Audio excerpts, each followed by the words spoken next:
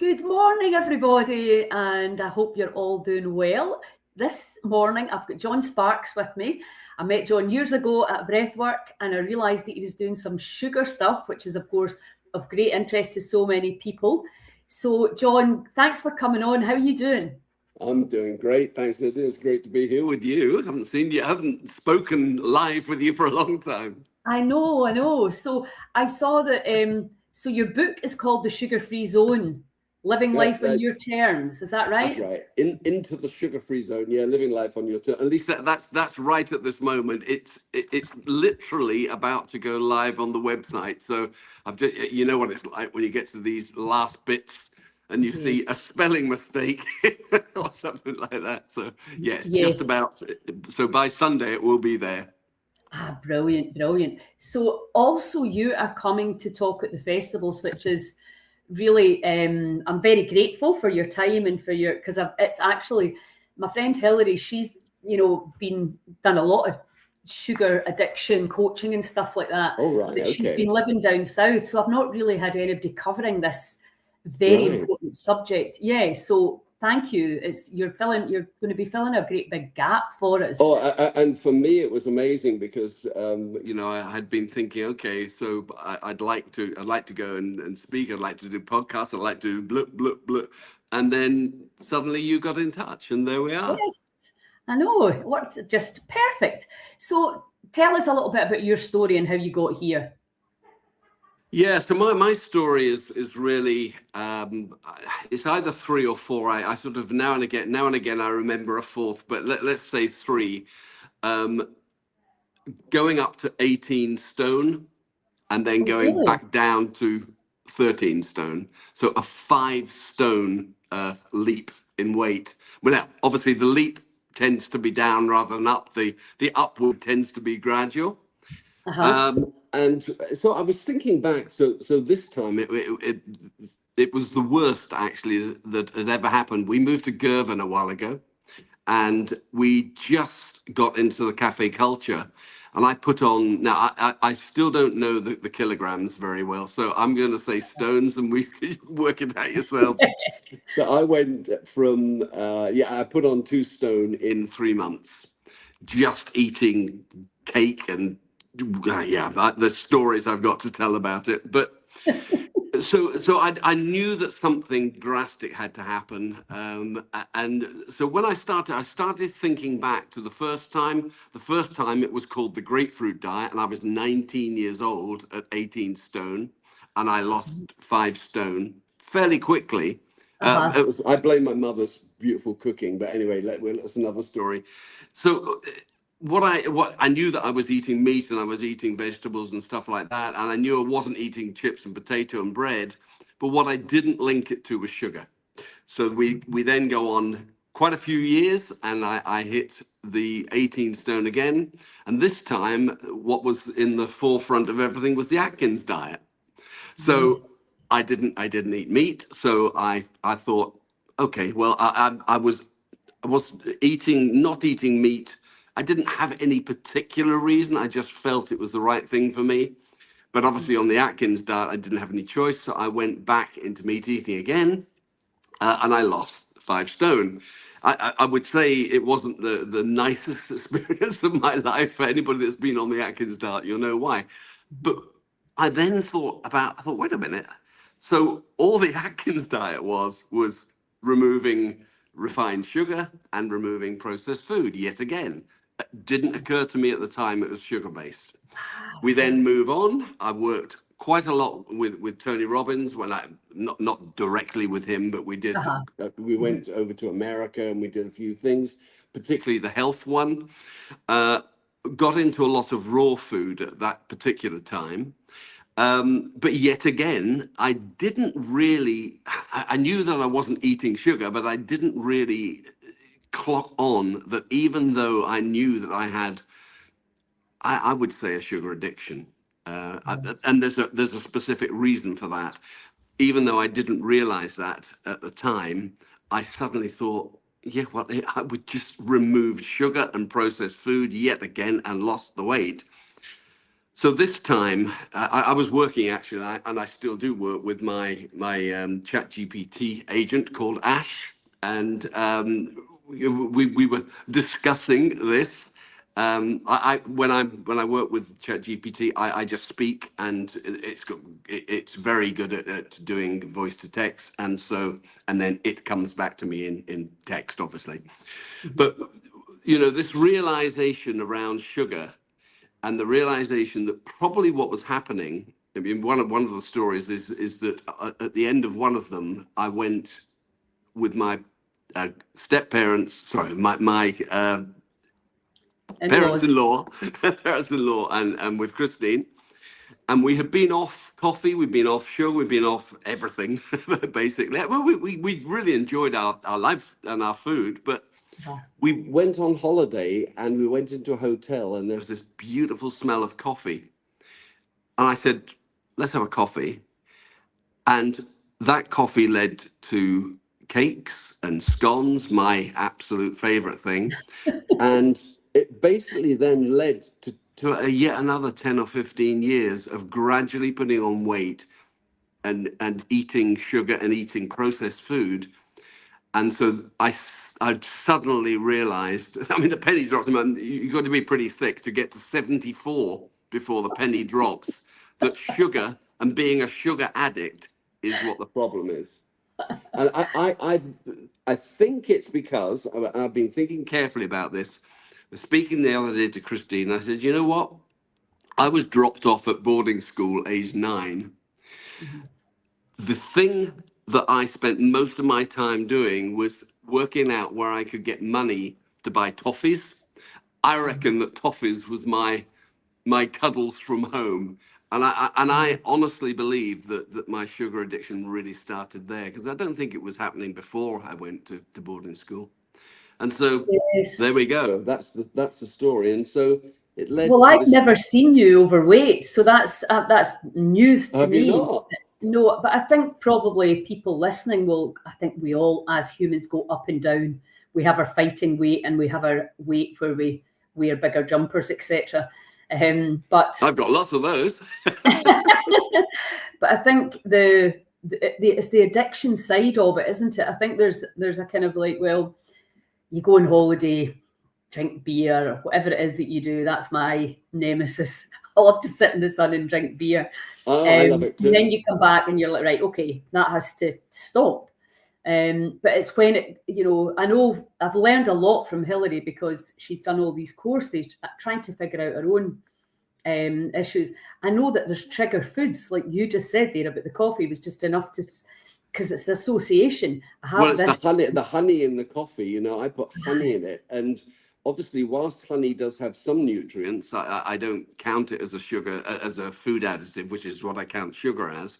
I think that it still has the ability to trigger a little need for some sugar at because what can be better for me with coffee than a beautifully cooked fruit scone with some blackcurrant jam. I mean, and how much sugar is that? And I still feel it. Yeah, absolutely. Well, what I hadn't fully understood was that there's certain foods that you wouldn't associate as being a sugar food, but that can kick off the cravings of, for example, cheese. But I suppose anything that, as soon as you change, you start to bring out the sugars in the milk or the sugars in the roasted veggies, it can, and I suppose to some degree it'll depend on the level of addiction, which I think is really the interesting point, because they reckon that a third of people are addicted to sugar, and that's a lot of people. It's gotta be more. And that it's more addictive than heroin, and it's legal, and it's very, very difficult to avoid unless you never go out and you absolutely prepare every single thing yourself. As soon as you buy anything, it can have hidden sugars in it, and it's a nice social thing to do, to go out for dinner. You don't want to be that pest. What's in this? What's in this? But that's the reality of the crazy what we've done to the food chain. It makes it very difficult for people who struggle. And then, Yeah, of course, I think you become again. I can only really speak from lived experience. I'm not a doctor. I'm not a mhm, nutritionist, although I study nutrition, and I'm not any sort of guru at all. But having lived for 74 years, having done this quite a few times, ups and downs, I guess. I have some knowledge within the area. I mean, what happened? I went down to a coffee bar with Christine, and she said, "Do you want something to eat?" And I thought, I looked at the menu, there was nothing. So I just said, "Excuse me, is there any way you could cook me a three egg omelette with onion and mushrooms?" And they went, "Yeah, sure." And it was that easy, yeah, so it is possible to do this. Next yeah. door, there's a kebab. Tell me to shut up whenever you want me to. There's a kebab shop, and we had looked at their chicken kebab is unbelievable, and it comes with salad, and it comes obviously with the bread. So we just said, well, we don't want the bread, thanks. So we just have the salad and the chicken. And well, they're suddenly we now can go next door and get a chicken kebab. I know, and that's It's that's not exactly what difficult. you have to do. And I think, for me, one of the biggest problems for a lot of people is bread.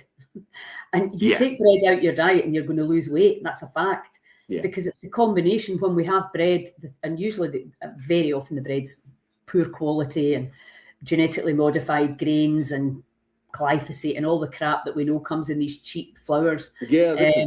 But Even it's a sourdough. Yeah, it's a very British thing to do: toast, sandwiches, etc. And then obviously sourdough, the advent of sourdough, which is phenomenal. But people think, because, well, it's sourdough, so I can eat 2 loaves a day and I'll be fine.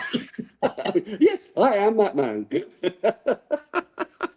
Yeah, absolutely. I think for me, the thing with the sugar-free zone, I thought, this needs to be something that's not like running into a brick wall and then life being an absolute disaster and miserable. I saw there was something I saw the other day, and the guy was lying there going, "Oh, I can't stand life. I can't stand." And it went on for about 5 minutes, and then his wife said, "It's only been 4 hours." Because he'd been so, I didn't want it to be like that. So Uh-huh. the first realization for me was, what do I want this to be? And when the word zone came into it, sugar-free zone, and the thought that, okay, well, so when you want quiet and you walk into a library, that's a zone that you're choosing to walk into, pedestrian zone, and suddenly a sugar-free zone became something that, well, Yeah. it kicked off a whole load of things which I can talk about or not. Yes.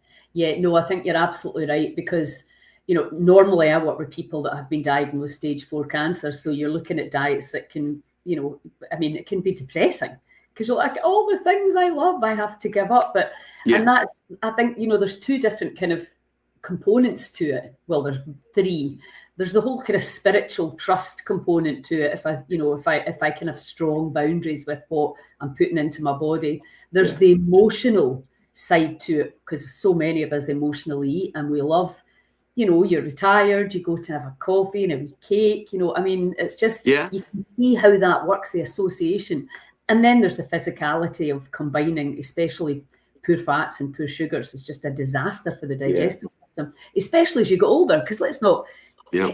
beat about the bush. The washing machine's been around for a lot longer, and it's likely, to be less robust and bounce quite as easily and quickly as it did when you're 19.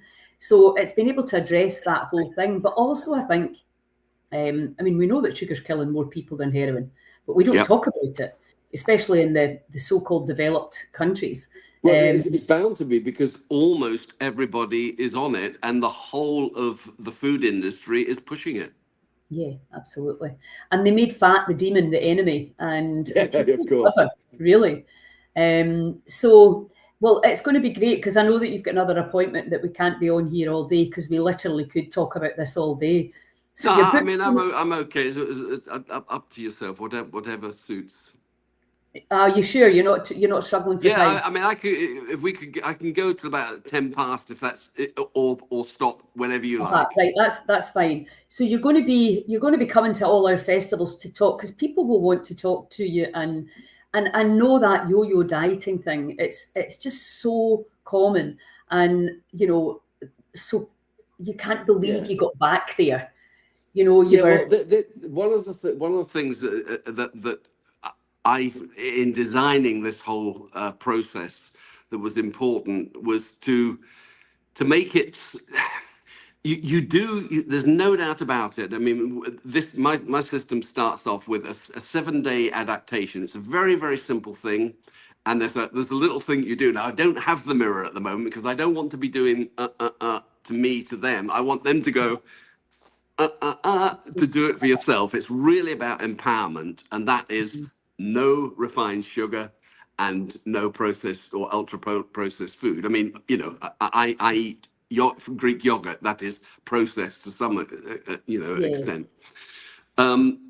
So within the adaptation 7 days, there's literally there's no processed sugar, and there's also no grazing between meals. So those are the first 7 days. Now that sounds, oh, that's not too bad.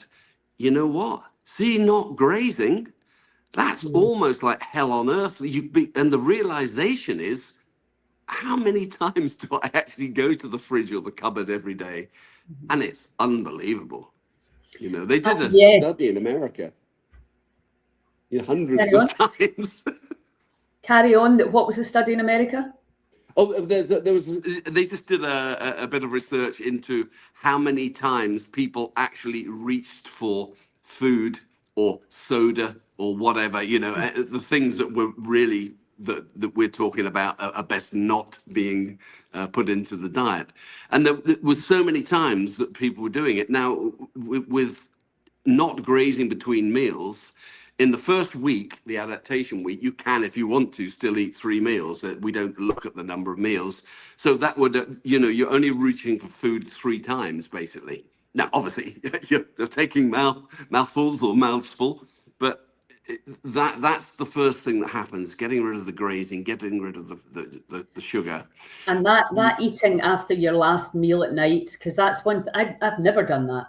But when I came back and I was looking after my mum, we would have dinner quite early, as you do in Scotland, about 5:30, and then sort of 7, 8 o'clock, I would find myself in the kitchen eating the crap that I would never, I forgot actually existed, but because it was there, it was so interesting, because again, at this ripe old age, finding out if there's crap there, then you might just eat it. Whereas when you live alone, or you're living in a hot country where there's just nobody eats, well, in my friend group, nobody ate rubbish.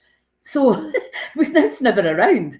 It was always fresh fruit and nuts and seeds and, good quality food. But it's quite interesting when there's rubbish there. And that's why it's good if you're with a partner who's really supportive on that. Because let's face it, whether you're putting on weight or not, it's still not good for you. No, well, I mean, to give you an idea, that I'm one of these who tends to, and I don't seem to be able to get out of this yet, although I'm being helped by this whole process, that I'm finding that I get more tired at night at the right times, and I'll talk just a tiny bit about that in a minute. But I found that if I was up at 2 o'clock, I could come downstairs and I think, oh, I know I shouldn't eat, but I'm going to have something. So I would be eating at 2 o'clock. Oh, wow. So, Yeah.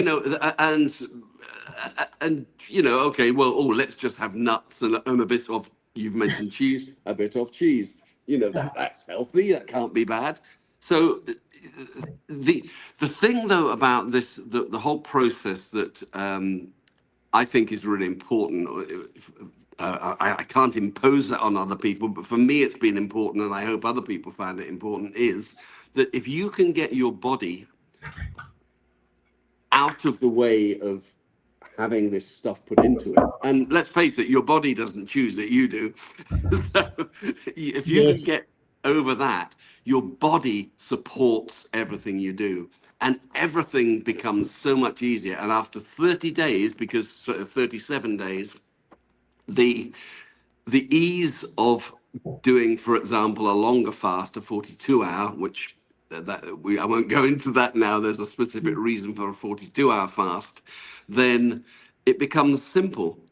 And this is the thing that people worry that it's going to be difficult. Yeah, there's going to be some difficulty in the first 30, 40 days. After that, it's really actually a walk in the park, literally. Yeah, absolutely. So I think it's great that we talk about this subject, and because it's like everything, let's get the shame away from it. Let's understand why we do the things that we do, because we're all a bit crazy, especially right now. And then let's look at solutions. Wow. And the more of us that are proactive. I mean, I'm a huge fan of fasting. I've done like 4 3-day fasts in the last 6 months. Yeah. It's just a game changer for resetting the system. Absolutely. And it terrifies people a lot of the time. But I think if you start off with intermittent fasting and saying, right, after 7 o'clock at night, nothing goes in. Nothing with a calorie goes in. And that could be a challenge, because that's the time when we like to get the packet of crisps out. I think the other thing that's really important to know is if you're at a screen all day, it stimulates dopamine, which can cause you to crave carbohydrates. Yep. Now, if you're not outside getting your energy from the sun, which is one of the main ways that we used to get our energy, then you're sitting inside and artificial lighting, etc. Maybe no windows, no fresh air. The body's like, I need energy, but it doesn't necessarily need junk food. No, I absolutely 100% agree with that. Yeah, and also breathing properly. I was just talking to my friend about this just before we came on. The kind of deep diaphragmatic breath work that really helps to massage your digestive organs, your lower digestive organs, and your higher ones, depending on how you're doing it. And then obviously how we lose weight through the breath. We lose body fat through the breath, which I don't think everybody really, I certainly never used to know. You're like, you think it's coming out through the urine and bowels. So there's many things that you can do to support the sugar-free zone to curb cravings. My friend was really badly poisoned with mercury from the dentist. She was only young, 27 at the time, and she was on the phone to her naturopath screaming, I need carbs. Yeah.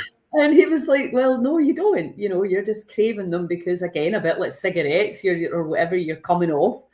You want it. Of course you do. And some people can't, depending on obviously the level of addiction. But again, that's what's brilliant about doing it in a group. So you're thinking about maybe organising workshops and maybe support? Yeah, I mean, the everything is set up. Maybe the funny thing is that because I've been now focusing absolutely on getting this book online, the community that I've set up, I've set up the 30-day reset is set up with the adaptation built in. So all of that is in place. I've done absolutely nothing to let anybody know anything about it, apart from just some social media stuff. So, you're just starting there. Well, we'll get you up right at the very beginning. We'll get you up here to the hub as well to do a talk on it as well. And maybe followed by a kind of information question and answer session, because I think with Ozempic and Mounjaro and what the side effects direct effects that we're seeing now, a lot of people that are health conscious don't want to take pharmaceutical products to change their weight. Well, I mean, I have a friend who's almost lost the sight in one eye through that very word that you mentioned. And one of the things that I always say is, look, this is not about just grabbing hold of your own thing and leaving your health advisor behind. You try and take them along with you. I had with a friend who is pre-diabetic and who went and said to them, look, I'm coming off sugar. Can we hold back on the medications that you're wanting me to take at the moment to let me see whether over the first few weeks, that things improve? This particular person, had constant infections, quite serious problems, and the last 6 weeks, none. Now, could be coincidence, No, it's not coincidence. It's not. You know, it's the system goes back and can go back into balance, and you know the nutrition and the gut. I mean, if you don't know that by now, the gut is where all the action happens or doesn't happen, and you know stress levels obviously add to that. Poor Yeah. diet, lack of nutrition, lack of the ability to digest the food that is going in, and obviously all our limiting beliefs around it, what the shoulds and the shouldn'ts, and the beating yourself up and all that overwhelm that anybody Well, who's on some kind of it was healing path. wise. I mean, I unfortunately, milk products, apart from strong cheeses, milk products are not my favorite thing. And I have never been able to stand that tang that yogurt has. But I did realize that there was some advantages in eating yogurt. So I've managed to create a way that I can eat it by putting in a little bit of raw cacao and a tiny bit of honey, and it doesn't set me off, and some chia seeds, and then suddenly I've got Uh-huh. this amazing, you know, medicine that I'm taking. Yeah. Did you go into type 2 diabetes range at all? No, well, I don't know. I've never had any tests done, including tests several years ago, a few Uh-huh. years ago. Yeah. I, Uh-huh. I mean, Okay. I absolutely trust my body. I mean, the one of the things that kicked me right into doing this was every day. One of my mantras is, you know, I'm working daily with my body so that together we may experience. And one of the things was vitality. And one day I just realize this is just, I'm living a lie. This is absolute nonsense. I'm not working with my body. And I absolutely felt a massive wave of grief. And this grief, and then the absolute apology to the body and saying, right, I'm going to set something up. And it makes me almost tearful. But within 2 days, I had sugar-free zone set up. I had Energy Body Life set up. I had the websites. I have the trademarks. I've got, and Brilliant. that was my body just went, okay, look, here's some help. You Put know? this to good use. And you know, everybody that comes to the festival and presents has a very powerful healing story. And like, you know, this, you're not a doctor, you're not this, you're not that. No, but that makes it all the more powerful because you've got the lived experience. And it's Yeah, the same as if you were a heroin addict. You want to talk to somebody else who was one who got better because that's the living proof that it's possible. But yeah. as somebody sitting over here that's never done that, never healed that, never dealt with that, it's just very different. And I think we're getting away from the experts' time and actually looking to each other, going, well, what did you do? How did it work for you? So it's very real, very real. Absolutely. Yeah.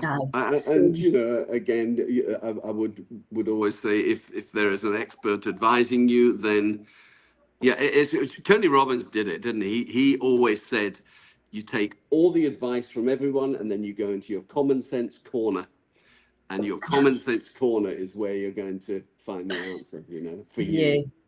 yes. Well, listen, I look forward to seeing you at the weekend. When are you coming up? Fantastic. I'm probably actually going to come up. I was going to come Friday, but I think I'm going to come on Saturday now. So Right, I'll come on Saturday, right. and I will see you. I will see you in Stone Heaven then. I look I'm forward to looking it. forward to it so much. And thank you so much, Lelia. Magic. Thanks a lot. Cheers Bye, now. everyone. Bye bye. See you in